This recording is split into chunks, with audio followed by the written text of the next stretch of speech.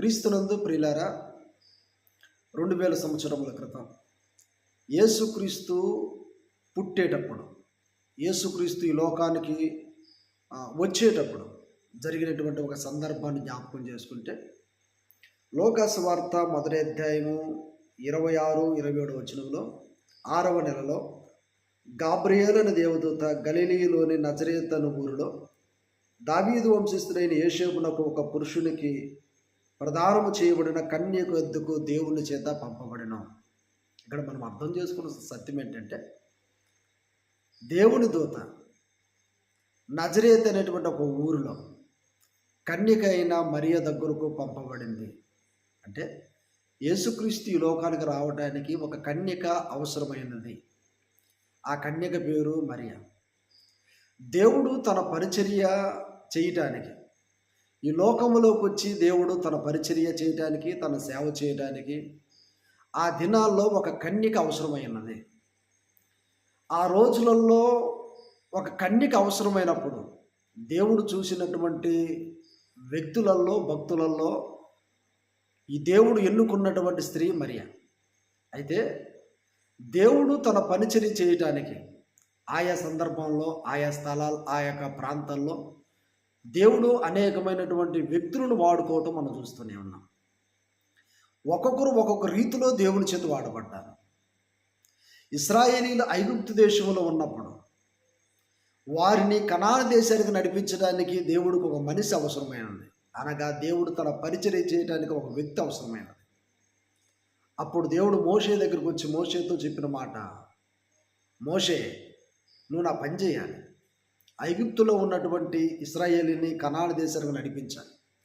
దేవుడు ఆ టైంలో మోషేను అలా దేవుడు ఆడుకున్నాడు. ప్రియులరా, మోషే తన పరిచర్య అయిపోయిన తర్వాత మోషేనే కాదు, ఒక్కొక్కరిని దేవుడు ఒక్కొక్క రీతిలో వాడుకున్నాడు. ఏలియాని కూడా దేవుడు అలాగనే వాడుకున్నాడు.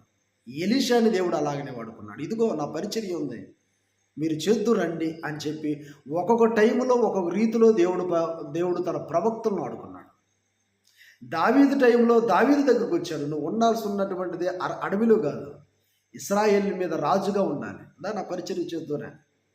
ఇలా చెప్పుకుంటూ పోతే దేవుడు తన పరిచర్యలో ఒక్కొక్కరిని ఒక్కొక్క రీతిలో వాడుకుంటూనే ఉన్నాడు. యేసుక్రీస్తు ప్రభువారు తన పరిచర్య ప్రారంభంలో చేపలు పట్టేటువంటి జాలల దగ్గరికి వెళ్ళాడు. పేతురు, రా, నా పరిచర్య చేయాలి, నా పని ఉంది, నా పని చేదురా. ఏం పని అయ్యా? ఏం పని అయ్యా అంటే చేపలు పట్టే పని కాదు, మనుషులను పట్టే పని. దేవుడు పేతురును ఆ రీతిలో వాడుకున్నాడు. ప్రియులారా, అదే వాళ్ళ టీములో ఉన్నటువంటి వైద్యుడైన లోక నా పని ఉంది, చదువురా అన్నాడు. ఏం ప్రభువా, ఏం పని చెప్తారా? ఇలా దేవుడు ఒక్కొక్కరిని ఒక్కొక్క రీతిలో వాడుకున్నప్పుడు ఎప్పుడైనా సరే లోక ప్రసంగాలు చేసి అనేక మందిని రక్షించినట్టు లేదు. కానీ పేతురు ప్రసంగం చేసినప్పుడు 3000 మంది, పేతురు ప్రసంగం చేసినప్పుడు 5000 మంది మారు మనసు పొంది రక్షించబడి బాప్తీసం తీసుకున్నారు. కానీ లోక ప్రసంగం చేసి బాప్తీసం పొందినట్టుగా లేదు. అయితే విషయం ఏంటంటే, పేతురు చేసిన పరిచర్య అంతా ఈయన పెన్ను తీసుకొని, పేపర్ తీసుకొని మొత్తం క్లియర్గా రాస్తున్నటువంటి వ్యక్తి ఆయన. అందుకనే బైబిల్ గ్రంథంలో లోకాసు వార్తని, అపొస్తలుల కార్యాన్ని రెండింటి రాసినటువంటి వ్యక్తి లోక గారు. అనగా లోకాన్ని పిలిచింది పిలుపు దేని కొరకై అంటే ఈ చరిత్రను మనకు అందించడానికి పిలిచాడు. ఇలా చెప్పుకుంటూ పోతే ఒక్కొక్కరిలో ఒక్కొక్క రీతిలో దేవుడు వాడుకున్నాడు. అపొస్తలులైన పౌలు దేవుడు అదే రీతిలో వాడుకున్నాడు. క్రీస్తునందు ప్రియులారా, మనం ఈ రోజున నేర్చుకుంటున్నటువంటి మాటలు ఏంటంటే, ఈరోజు వాక్యం వింటున్న నీతో దేవుడికి పని ఉంది. ఆయన నిన్ను వాడుకోబోతున్నాడు. ఇంతకు నువ్వు అనుకోవచ్చు, నాతో ఏం పని ఉంది, నేను ఏం పరిచర్య చేయగలనని.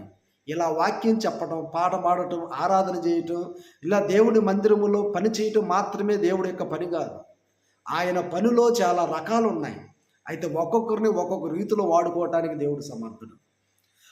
ఒక సందర్భంలో దేవుడు ఒక 2 గుంపులు వేరు చేశాడు. ఏంటో తెలుసా? కుడివైపున ఒకరిని, ఎడం వైపున ఒకరిని వేరు చేసి, ఇదిగో ఒకరు తంటున్న మాట ఏంటో తెలుసా? ఇదిగో నేను ఆకలిగా ఉండి మీ దగ్గరకు వచ్చాను, మీరు నాకు భోజనం పెట్టారు. నేను తప్పికొని మీ దగ్గరకు వచ్చాను, మీరు నాకు దాహానికి నీళ్ళు ఇచ్చారు. నేను చలితో మీ దగ్గరకు వచ్చాను, మీరు నాకు కప్పుకోవటానికి వస్త్రాన్ని ఇచ్చారు అని చెప్పాడు. ఇంకొక వైపు ఉన్నటువంటి వారిని చూసి దేవుడు అంటున్నాడు, నేను ఆకలిగాను మీ దగ్గరకు వచ్చాను, మీరు నాకు ఆహారం పెట్టలేదు. నేను దప్పికొని మీ దగ్గరకు వచ్చాను, మీరు నాకు దాహం ఇవ్వలేదు. నేను చలితో నీ దగ్గరకు వచ్చాను, మీరు నాకు దుప్పటి ఇవ్వలేదు అన్నాడు.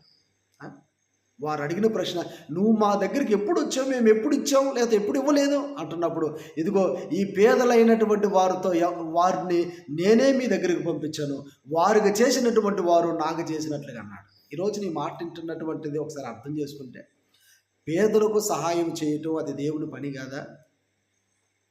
ఆకలితో ఉన్న వారికి ఆహారం పెట్టడం దేవుని పని కాదా? కష్టాల్లో ఉన్న వారిని విడిపించడం దేవుడి పని కాదా? శోధనలో ఉన్న వారిని విడిపించడం దేవుడి పని కాదా? మరణ పడకల మీద కృంగినటువంటి వారిని బలపరచడం దేవుడి పని కాదా? చీకటిలో ఉన్న వారిని వెలుగులోని తీసుకురావడం దేవుడి పరిచర్య కాదా?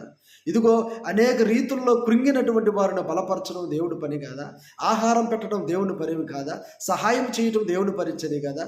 వారికి అండగా వారిని ఆదరించే మాటలో ఇది దేవుడి పని కాదా? ఈ రోజున వాక్యం వింటున్న ప్రియులారా, దేవుని పని అనేక రీతుల్లో అనేక విధాలుగా దేవుడు వాడుకోగలడు. అయితే ఈరోజు నీ మాట వింటున్న నీవు, దేవుడు నిన్ను వాడుకోగలడు. ఎలాగైనా సరే, ఏ విధంగా అయినా సరే, దేవుడి చేతిలో వాడబడటం ఒక గొప్ప భాగ్యం. దేవుడి చేతిలో వాడబడటం గొప్ప అదృష్టం.